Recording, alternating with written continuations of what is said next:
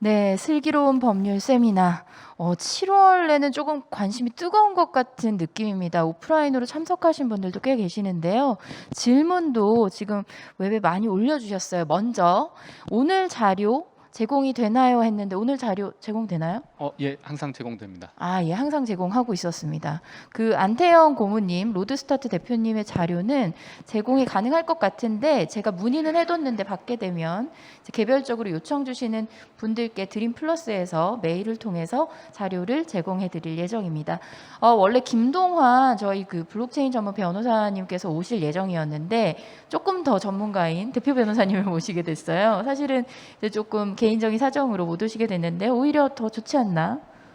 예, 또 코로나 때문에 부득이 참석을 못했는데 하여튼 제가 저 많이 한다고 할 수는 없지만 잘 답변 드리겠습니다.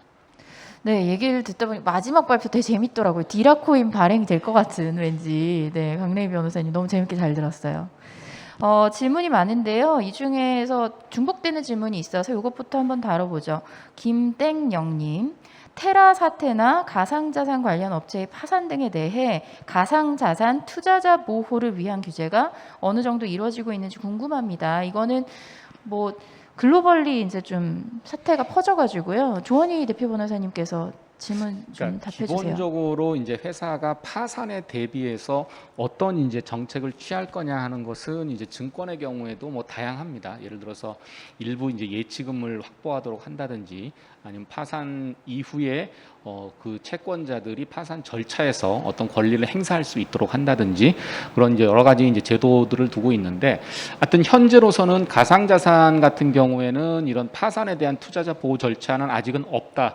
라고 보시면 될 것 같습니다. 그래서 결국은 지금 테라 사태에서도 이제 그런 경험들을 우리가 많이 하게 됐는데, 이제 만약에 그런 상황이 발생했을 때 내가 이제 투자하는 자산이 과연 이제 회사가 어려운 상황에 처해 있을 때 얼마나 기본 자산을 확보하고 있느냐 하는 것도 제가 투자할 때 중요하게 봐야 되는 요소이겠다라는 생각이 좀 많이 듭니다. 네, 답변이 되셨을지 모르겠네요. 그리고 심땡용님, P2E 게임 운영에 있어 가상자산 사업자 라이센스 발급 필요 여부, 텍스 측면에서의 규제 현황, 그리고 영국령, 버진아일랜드 법인 등 해외 법인으로부터의 합법적인 이익 회수 방안 등에 대해서 질문을 주셨는데요. 요거는 어떤 분께 제가 마이크를 답변을 드릴까요? 드릴게요. 네. 사실은 되게 복잡한 이슈입니다. 그러니까 P2E 게임을 운영한다는 거는 결국은 게임 내에서 이제 토큰을 이제 이용자들한테 지급한다는 얘기거든요. 그러면 과연 게임 내에서 이제 토큰을 이용자들에게 지급한다고 할 때 그 이제 게임 회사는 가상자산 사업자에 해당할 거냐 하는 게 이슈가 됩니다. 그래서 만약에 그 게임 회사가 자기가 독자적으로 이제 P2E 게임에 사용되는 토큰을 발행하고 사실은 이제 이것을 이용자들한테 뭐 이런저런 이유로 지급하게 된다고 하면 사실은 가상자산 사업자에 이제 해당할 가능성이 있는 거고요. 근데 만약에 우리가 직접 발행하지는 않고 이미 다른 곳에서 발행한 이제 토큰을 우리가 사온다든지 아니면 여러 가지 여러 가지 근거를 가지고 확보한 다음에 이거를 소비자들, 이용자들한테 그냥 뭐 특별하게 대가를 받지 않고 지급하게 된다라고 하면은 또 이제 다른 상황이 발생될 수도 있습니다. 그래서 이거는 이제 P2E 게임에서 토큰 발행을 어떻게 할 거냐 그리고 어떻게 운영할 거냐에 따라서 이제 달라질 이슈일 것 같고요. 그 다음에 이제 텍스 측면에서의 규제 현황이라고 한다면 뭐 이거는 이제 결국은 P2E 게임에서 그 회사가 올리게 되는 이제 그 이익에 대한 텍스 지급 이슈가 하나 있을 거고요. 아니면 아까 말씀드린 대로 P2E 게임을 위해서 가상자산 토큰을 어딘가에서부터 내가 가져올 때 이 가져오는 그 거래 내역에 따라서 텍스에 대한 취급도 달라질 겁니다. 그래서 이것도 역시 이제 P2E 게임을 어떻게 운영할 것인지에 따른 이슈일 것 같고요. 그 다음에 이제 해외 법인으로부터의 합법적인 이익 회수 방안, 이것도 이제 거래 내용에 따라 다릅니다. 그러니까 기본적으로 예를 들어서 이익을 회수한다라고 하는 거는 주주가 배당금을 통해서 이익을 회수할 수도 있는 거고, 만약에 제가 BBI의 법인을 설립하고 100% 주주다라고 하면 BBI 법인에서 뭔가 이익이 발생했을 때 내가 이제 배당금의 형식으로 이제 이익을 회수할 수도 있는 거고, 아니면 지금까지는 배당금의 형식보다는 이제 그 BBI 있는 회사하고 제가 어떤 특별한 거래 관계를 설정을 해서 뭐 서비스에 대한 대가로 가져오는 경우도 있고, 아니면은 토큰을 매각한 차액을 가져오는 경우도 있고 뭐 이렇습니다. 그래서 합법적으로 이익 회수를 한다는 거는 결국은 합법적인 거래 관계를 설정하고 그 거래에 따라서 정당한 대가를 가져올 수 있도록 해야 되기 때문에 이런 부분들을 좀 주의해야 되고요.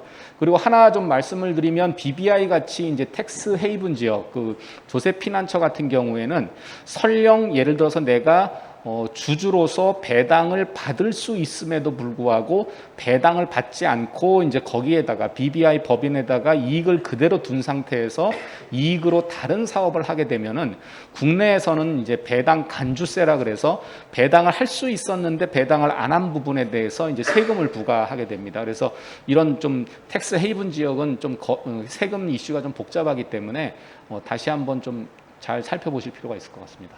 답변이 좀 길었네요. 네, 모르면 전화하면 되지 않아요? 네. 예, 연락 주시면 됩니다. 네. 현장에도 많이 와주셔가지고 혹시 질문 있으시면은 저희가 현장에 계신 분께 마이크를 한번 드려볼게요. 네, 한 분이 용기 있게 손을 들어주셨습니다. 마이크를 건네드릴 텐데요. 간단한 자기소개 부탁드리고요. 어떤 변호사님에게 물어보고 싶다, 이것도 지정해 주시면 좋을 것 같아요. 네, 안녕하세요. 오늘 강의 잘 들었습니다. 저는 일단 크립토 쪽 자산 운용에 대해서 좀 관심이 있어서 참여하게 됐는데요. 국내에 유사 스타트업 사례로 이제 헤이비트라는 이제 회사가 있고요. 이렇게 크립토 자산, 고객의 가상 자산을 이렇게 수탁해서 자산 운용 서비스를 하는 회사 입장에서 국내에서 갖춰야 될 라이센스가 어떤 게 있는지가 일단 궁금하고요. 그 다음에 이렇게 서비스를 함에 있어서 글로벌리하게 온라인 마케팅을 통해서 각 나라의 고객들을 확보하게 될 텐데, 그렇게 했을 때 각 나라별로 또 이런 라이센스를 별도로 또 취득을 해야 되는지, 아니면 뭐 좀 더 공통적으로 이렇게 최소한의 라이센스만 확보하고 갈 수 있는 방법도 있는지, 이런 부분이 좀 궁금합니다. 답변 가능하신 변호사님 아무나 해주시면 좋을 것 같습니다. 조원희 변호사님 찍으신 거죠? 두둑이 네. 후배들이 많이 있고 후배들이 더 잘할 것 같긴 한데, 하여튼 제가 말씀을 드려보면, 기본적으로 이제 가상자산 사업자의 이제 행위 유형에 보면 가상자산을 보관하거나 관리하거나 위탁받거나 하는 게 이제 가상자산 행위 여러 가지 유형 중에 하나에 포함되어 있습니다. 그래서 가상자산을 수탁받아 가지고 이제 사업을 하는 경우라면 그냥 우리나라도 그렇고요, 다른 나라 같은 경우도 대개 이제 라이센스 대상으로 삼고 있기 때문에 원칙적으로는 이제 라이센스를 받아야 할 것 같고요. 지금 두 번째 질문이 사실은 많은 회사들이 궁금해하는 질문 중에 하나입니다. 그러니까 내가 온라인으로 사업을 하기 때문에 뭐 한국에 베이스가 있지만 뭐 일본 사용자가 들어올 수도 있고 뭐 싱가포르 사용자가 들어올 수도 있는데, 그러면 내가 전 세계 모든 라이센스를 취급해야 되냐 하는 이제 그런 현실적인 이슈가 있습니다. 근데 아주 그냥 일반적으로 말씀을 드려보면, 예를 들어서 우리나라 법은 우리나라 시장 또는 우리나라 투자자에게 영향을 줄 때는 이제 적용을 할 수 있다라는 게 일반적인 원칙입니다. 그거는 그 회사가 외국에 있다 하더라도 우리가 흔히 역외 적용이라고 하는데, 국내에 있는 회사가 아니라 해외에 있는 회사라도 국내에 있는 투자자나 시장에 영향을 주면 법을 적용하겠다라는 게 원칙이에요. 그렇기 때문에 만약에 우리나라 회사가 뭐 예컨대 일본에 있는 투자자들을 대상으로 해서 뭔가 영업행위를 한다고 하면 일본법이 적용되는 게 원칙입니다. 그런데 현실적으로는 과연 그 나라 정부가 그 법 집행을 하겠냐 하는 이슈가 있는데요. 그건 첫 번째는 과연 이제 우리나라 시장에 미치는 영향이 얼마나 크냐 하는 거죠. 예를 들어서 제가 사이트를 열었는데 일본에서 사람이 들어오는데 뭐 한 달에 한두 명 들어온다. 그럼 뭐 일본 정부 입장에서 굳이 그거를 규제할 필요는 사실은 없습니다. 그런데 만약에 우리 사이트가 일본 소비자들을 위해서 일본어로 번역도 해놓고 또 일본 소비자들이 쓸 수 쉽게 뭐 은행 계좌도 일본하고 연결돼 있고 하면은 당연히 일본 정부에서도 규제할 가능성이 있겠죠. 그러니까 결국은 우리가 이제 라이센스를 취득한다고 하면 가장 첫 번째는 우리 회사가 위치해 있는 그 나라의 라이센스가 이제 첫 번째로 필요할 거고요. 두 번째는 우리가 메인 고객으로 타겟하고 있는 그 지역은 사실은 설령 외국이라고 하더라도 라이센스를 받을 필요가 있습니다. 근데 그 외 지역 뭐 여기저기서 몇 명씩 들어오고 하는 거는 사실상은 라이센스가 필요 없다라고 그렇게 좀 답변 드릴 수 있을 것 같아요. 답변이 고개 끄덕끄덕 해주시네요. 네, 만족스러운 답변이었던 것 같아요. 감사합니다. 그 조금 연장해서 사전에 질문 온 것 중에 윤땡용님 해외 바스프 설립 기준 및 해외 자회사 규제 내용, 국내외법 모두 이게 조금 연결되는 것 같은데 어떤 변호사님께서 마이크를 받아주실 수 있을까요? 원경섭 변호사님 가능할까요?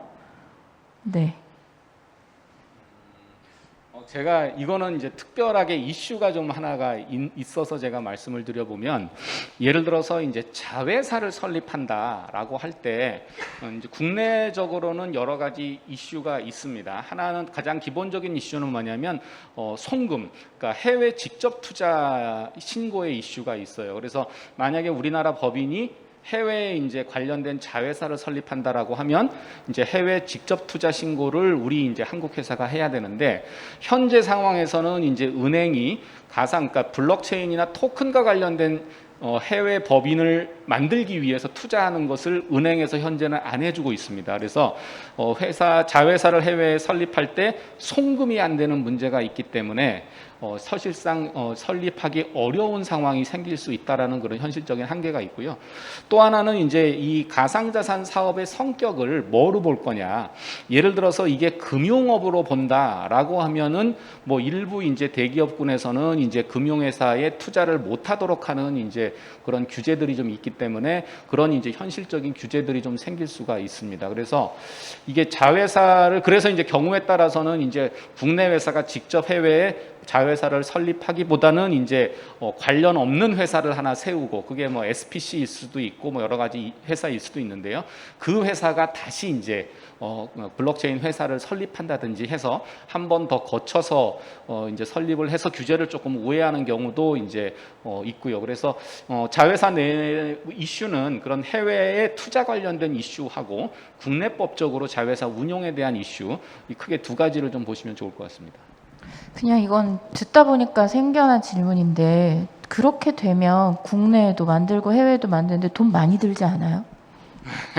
돈을 많이 들겠지만 더 많이 벌기 때문에 더 많이 버니까 하지 않을까요? 그렇죠. 예, 해외 확장 가능성이 있으면 고려해 볼 만 하겠네요. 현장에 계신 분 혹시 또 질문 있으시면 마이크를 한 번 더 넘겨보겠습니다. 혹시 계실까요? 예, 눈을 다 피하시는데 그러면 사전에 왔던 질문으로 좀 넘어가 보겠습니다. 익명으로 올리신 분인데요. 싱가포르 FSMB에서 자금 세탁 리스크를 줄이기 위해 요구하는 라이센스 혹은 등록을 위해 국내처럼 실명 계좌가 필요한가요? 질문이 왔네요. 그러니까 실명 계좌를 가상자산 라이센스하고 연계하고 있는 나라는 사실 우리나라밖에 없습니다. 그래서 실제 라이센스를 받기 위해서 실명 계좌가 필요한 건 아니고요. 근데 이제 라이센스를 받은 다음에 실제 이제 사업을 하려면 당연히 이제 은행 계좌가 필요한데 싱가포르도 마찬가지로 가상자산 사업을 하는 회사에 대해서는 계좌 발급이 아주 엄격한 편입니다. 그래서 뭐 이제 은행도 우리나라 마찬가지처럼 이제 시중은행이 있고 또 뭐 저축은행이 있고 뭐 여러 개 티어가 있잖아요. 그래서 싱가포르 같은 경우도 사실은 그런 시중은행에 해당하는 유력 은행들은 그러니까 계좌 발급이 쉽지 않고 뭐 인터넷 은행이라든지 그런 경우가 조금 좀 가능하기도 한데 하여튼 두 개가 연관돼 있지는 않지만 하여튼 현실적으로는 계좌 발급에 어려움이 있습니다. 그 싱가포르 관련 강의를 안태현 그 로드스타트 대표님이 해주셨는데 사실 다시 보기 하셔도 될 것 같고 저희가 오전에 그 법무법인 디라이트 디토크라는 생방송에서 요건을 좀 다뤄봤습니다. 그래서 싱가포르 상황과 관련해서는 유튜브에서 한 번 더 확인하실 수 있을 것 같고요.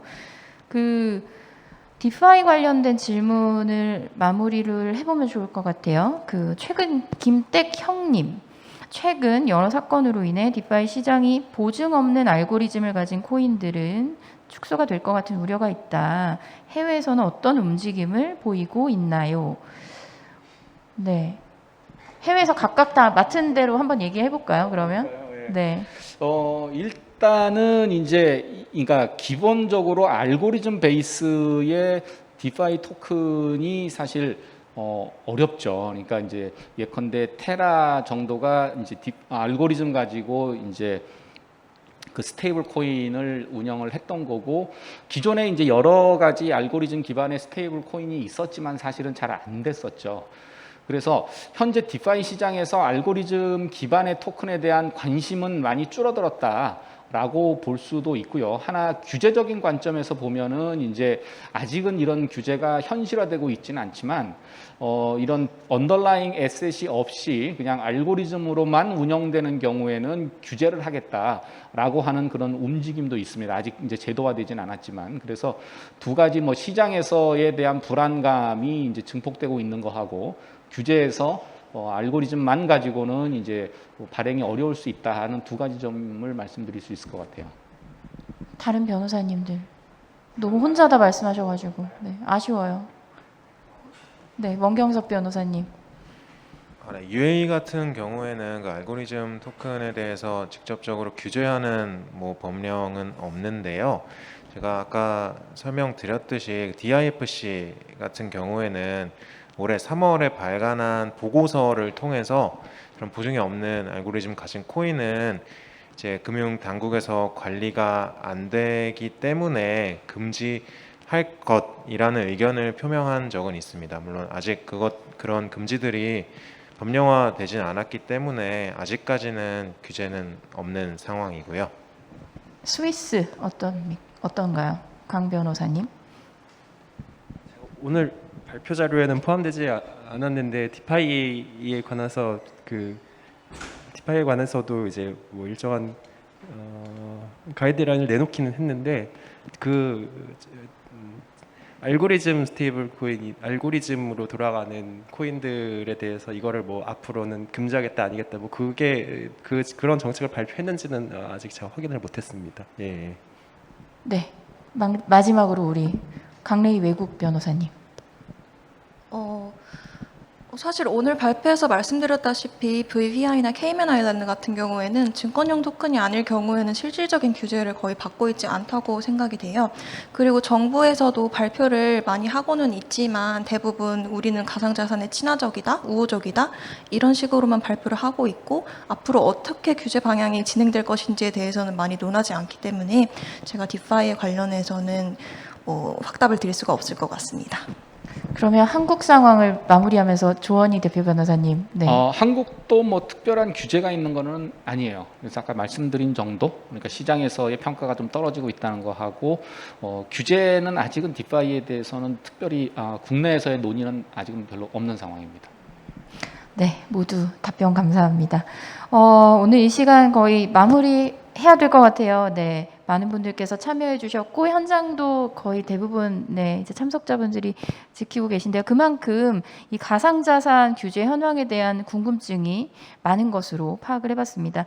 법무법인 디라이트와 드림플러스와 법무법인 디라이트가 공동 기획하는 슬기로운 법률 세미나 매달 저희가 마지막 주 수요일마다 이렇게 찾아뵙고 있는데요. 다음 달도 스타트업을 운영하고 있는 대표님들께 꼭 필요한 정말 요즘 투자 시장이 너무 침체돼서 모두들 힘든 시기를 보내고 있는데 그 시기를 잘 지나갈 수 있는 그런 주제로 저희가 한번 찾아뵙도록 하겠습니다. 지금까지 시청해주신 여러분 감사드리고요. 네 분 변호사님도 감사드리고 또 미리 영상으로 뵀던 안태현 로드스타트 대표님도 감사합니다. 참석해주신 여러분 모두 감사합니다. 수고하셨습니다.